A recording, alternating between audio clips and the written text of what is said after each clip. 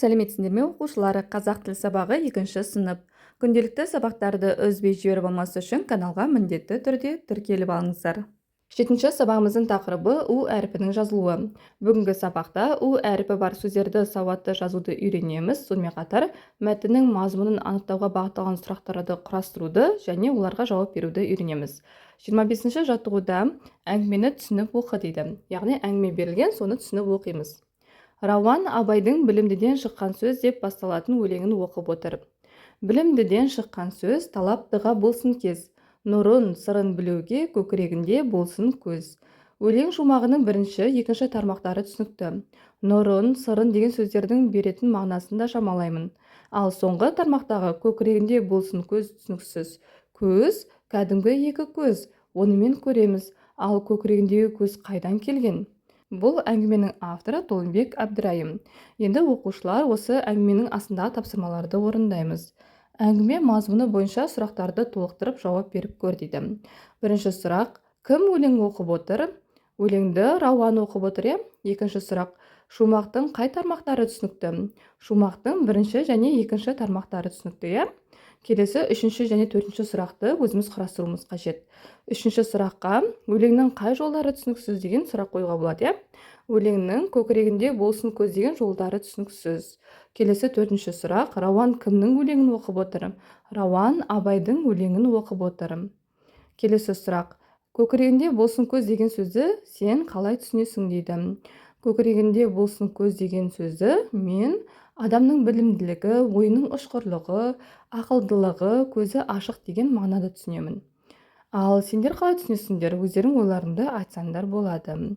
Келесі тапсырма: мәтіннен У дыбысы бар сөздерді тап, сол сөздерге төмендегі үлгі бойынша талдау жаса дейді. Яғни төменде үлгі берген, дәлелдеу үлгісі. Бұл дауысты У дыбысы, өйткені ол дауыссыз дыбыстан кейін тұр, немесе ол сөз басында дауыссыз дыбыстан бұрын тұр.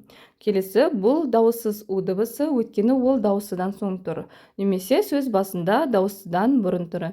Яғни дауысты У дыбысы болса, бұл дауысты У дыбысы деп бастаймыз, ал дауыссыз У дыбысы болса, бұл дауыссыз У дыбысы деген қатардағы сөзді дәлелдеп үйренеміз. Алдымен мәтіндегі У дыбысы бар сөздерді анықтайық. Оған Рауан, білуге, шумағының деген сөздер жатады. Рауан деген сөздегі У дыбысы дауыссыз У дыбысына жатады, өйткені ол дауыстыдан кейін тұр, яғни А дауысты дыбыстан кейін тұр. Сондықтан У дыбысы дауыссыз У дыбысына жатады. Одан кейін білуге деген сөзде У дыбысы дауысты У дыбысына жатады, өйткені ол дауыссыз дыбыстан кейін тұр, яғни Л деген дауыссыз дыбыстан кейін тұр. Одан кейінгі сөз шумағының деген сөздегі У дыбысы дауысты У дыбысына жатады, өйткені ол дауыссыз дыбыстан кейін тұр, яғни Ш дауыссыз дыбысынан кейін У дыбысы келсе, онда яғни дауыссыз дыбыстан кейін келгенгі У дыбысы дауысты У дыбысына жатады. Мінекей оқушылар, осылай дәлелдеп үйренеміз. Сабағымызды әрі қарай жалғастырамыз. 26 жаттығуда өлең берілген, өлеңді дәптерімізге әдемілеп көшіріп жазып аламыз. Содан кейін қарамен жазылған сөздердің астын сызамыз. Сиса көйлек үстіңде тоқуменен табылған, сауысқанның тамағы шоқуменен табылған, өнер, білім бәрі де оқуменен табылған. Енді оқушылар осының ішіндегі қарамен жазылған сөздердің астын сызып шығамыз. Яғни тоқуменен, шоқуменен және оқуменен деген сөздердің астын сызып шығамыз. Келесі осы өлеңнің астындағы тапсырмаларға назар аударамыз. Жауаптардың сұрақтарын тауып айт дейді. Яғни астында жауап берілген, біз оған сұрақ қоюымыз қажет. Өлеңнің авторы Ыбырай Алтынсарин. Бұған жауап: өлеңнің авторы кім? Өлеңнің авторы Ыбырай Алтынсарин. Келесі жауабы: өлеңде киім тоқумен, сауысқанның тамағы шоқумен, өнер, білім оқумен табылатыны туралы айтылған. Яғни бұған жауап: өлеңде не туралы айтылған деген сұрақ қоямыз. Өлеңде киім тоқумен, сауысқанның тамағы шоқумен, өнер, білім оқумен табылатыны туралы айтылған. Енді оның астында тапсырмаға назар аударамыз. Өлеңдегі оқу, тоқу, шоқу сөздерін оқы, тоқы, шоқы сөздерімен салыстыр дейді. Қандай өзгеріс байқадың? Яғни Ы дыбыстарына аяқталған сөздерге У дыбысы қосылса, Ы дыбыстары түсіп қалады деген ережеге сәйкес, оқы, тоқы, шоқы сөздеріне У дыбысы жалғанғанда ы дыбысы түсіп қалған, иә. Сондықтан оқы дегендегі ы дыбысы түсіп қалып, у дыбысы жалғанған. Тоқы дегенде де ы дыбысы түсіп қалып, у дыбысы жалғанған. Яғни тоқу деген сөз болып тұр. Келесі шоқы дегендегі ы дыбысы түсіп қалып, оның орнына у дыбысы жалғанып, шоқу деген сөз шығады. Келесі 27-ші жаттығуда сөздерге у әріпін қосып оқы және сол сөздерді қатыстырып сөйлемдер құрап жаз дейді.